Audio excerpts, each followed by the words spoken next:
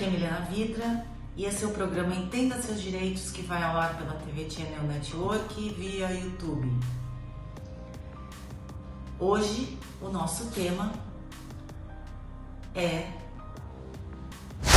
direito de família, a diferença entre casamento e união estável.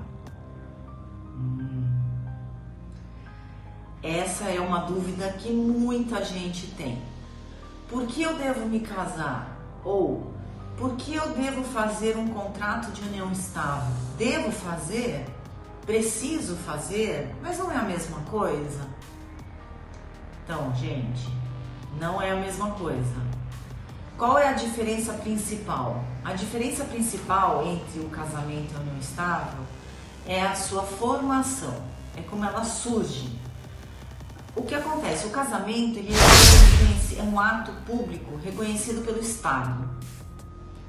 Então, se você tem um casamento formalizado, eu não preciso discutir no futuro se existia essa relação ou não.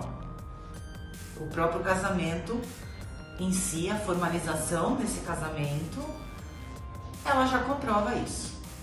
A união estável, ela é reconhecida pela sociedade. São duas pessoas que querem constituir família, que mostram para a sociedade, de forma pública, notória, que querem constituir uma família. Então não é um namoro. Contrato de namoro é outra coisa que eu vou falar em outro programa. Na união estável, você não precisa necessariamente fazer um contrato de união estável, uma escritura de união estável que a gente chama. Mas é recomendável que se faça. Por quê? Porque você pode ter uma união estável, mas se acontece alguma coisa, uma separação, um falecimento, você vai ter que adentrar no Poder Judiciário e fazer prova da união estável. Você vai ter que provar que conviveu com alguém. Isso é desgastante, isso é custoso. Então, por que não se prevenir antes? Agora, como que você pode fazer isso? É possível fazer uma escritura de união estável junto a um cartório, um tabelionato de notas. E nessa escritura ela passa a ser um documento público. E essa escritura, o que ela vai conter? Né? A qualificação das partes, o nome das partes, o estado civil que as partes têm, que obviamente não pode ter impedimento para esse matrimônio, e cláusulas importantíssimas em relação à divisão de patrimônio, ao regime de bens adotado, regime parcial, comunhão total, separação total de bens. A gente já falou sobre isso em outro programa. Além do que, é possível colocar inclusive itens se houver uma separação ou se houver um falecimento. É possível se colocar como que os bens vão ser divididos se tiver uma separação. Ou seja, é possível você formalizar o que você quer fazer com a sua relação, principalmente em termos de sucessão, ou seja, se houver um falecimento. Por que isso é importante? Às vezes você tem uma união e quando um dos cônjuges falece, sendo uma união estável, a própria família, infelizmente, pode vir a questionar essa união e falar: não, eles não tinham uma união estável, eles tinham só um contrato de namoro.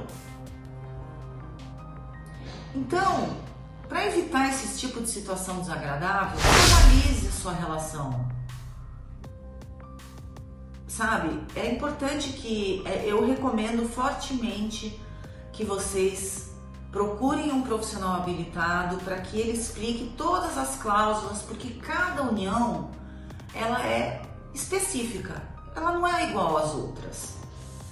Cada casal tem a sua particularidade, seu histórico de vida, seu patrimônio, ou o que deseja fazer com seu patrimônio no caso de uma separação, ou no caso de um falecimento, né?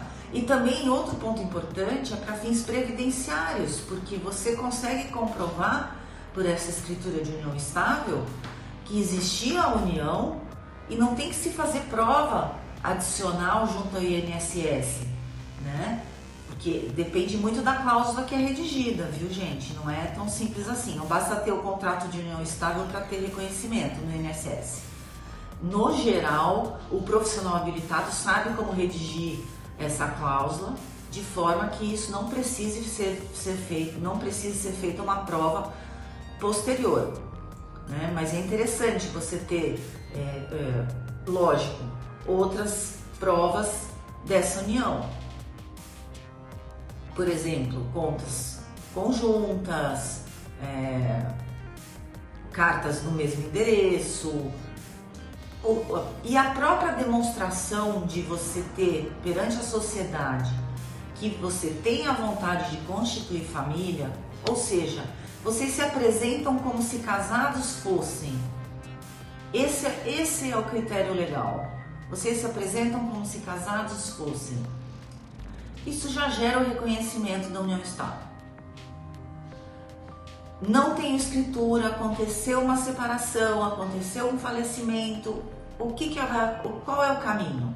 O Poder Judiciário, para que se haja um reconhecimento dessa união estável e uma posterior dissolução ou uma sucessão. É mais complicado. Por isso, a recomendação da formalização ela é importante. Bom, gente, esse é o programa de hoje. Em caso de dúvidas, sugestões, por favor, mandem aqui no chat, ao vivo, que a gente responde depois. Consulte sempre um profissional habilitado, principalmente nessas questões importantes do setor da vida civil.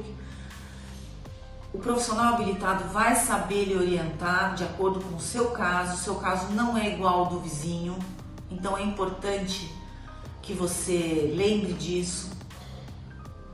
Procure sim, fica muito mais barato procurar um profissional habilitado antes de ter um problema instaurado. Nós já falamos sobre assessoria jurídica preventiva também. Revejam os programas caso vocês tenham dúvida, porque um acaba complementando o outro. Então é isso, pessoal. Esse programa de hoje, eu espero vocês no próximo.